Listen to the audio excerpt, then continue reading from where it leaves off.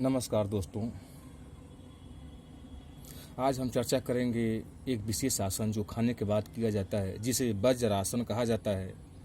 वज्र नाड़ियाँ पिच करने के कारण या कंप्रेस होने के कारण उसका नाम ही वज्रासन रखा गया है।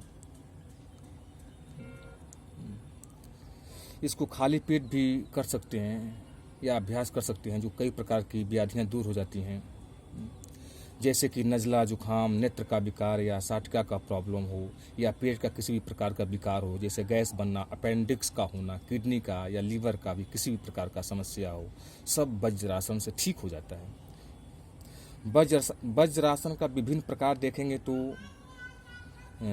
ये भी बहुत लाभ पहुंचाता है। इसके वेरिएशन में एक मुंडका आसन होता है, शशांक आसन होता है। इसी के वेरिएशन से अन्य आसनों की उत्पत्ति करते हैं, जिसमें कि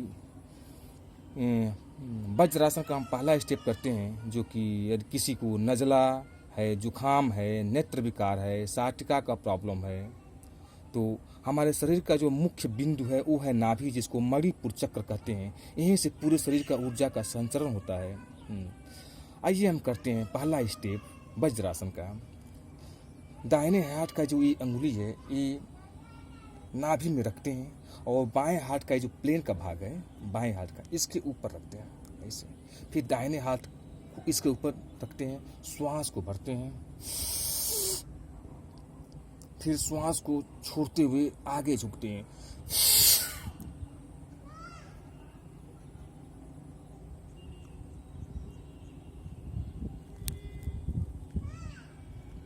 फिर श्वास लेते हुए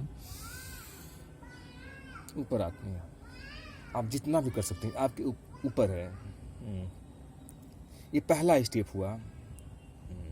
वज्रासन का जो दूसरा स्टेप है वो है कि जिसको पेट से संबंधित विकार हो जाते हैं, जैसे कि गैस बनना, अल्सर हो जाना, एसिडिटी का हो जाना, हर्निया की समस्या हो जाना, या आंत सिकुड़ जाना, या स्वेलिंग हो जाना, या चिपक जाना, उसके लिए क्या करते हैं, बाएं हाथ का जो ये हथेली है इसको नाभि पर रखते हैं और अब फिर दाहिने हाथ का हथेली इसको ऊपर रखते हैं और श्वास भर के फिर बाहर छोड़ते हैं। फिर श्वास को बाहर छोड़ के आगे झुकते हैं,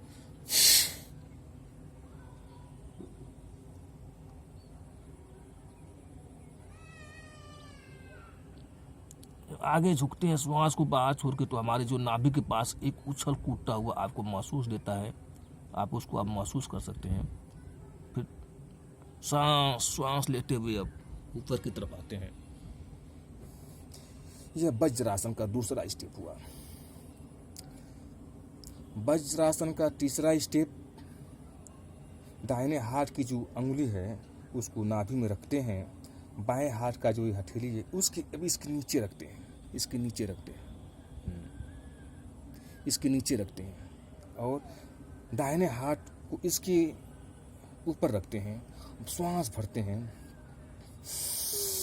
फिर श्वास को बाहर छोड़ते हैं। जिनको किडनी की समस्या है, अपेंडिक्स हो जाता है, कई बार किडनी फेल हो जाता है, बिना कारण अपेंडिक्स का ऑपरेशन किया जाता है, उसके लिए बहुत ही फायदेमंद है। श्वास भरते हुए ऊपर आते हैं।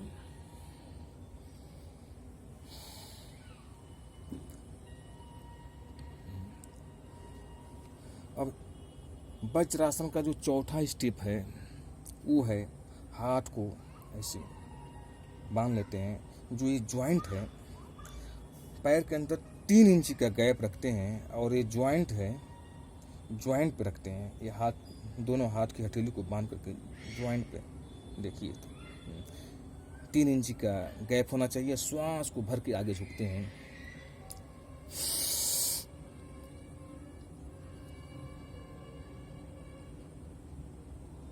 जिनको किडनी की समस्या हो,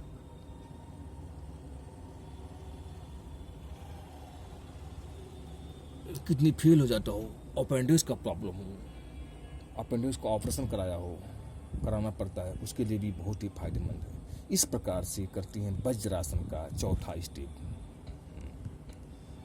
हमें उम्मीद है कि आप लोग समझ गए होंगे और आप लोग वज्रासन करिए और इसका लाभ उठाइए।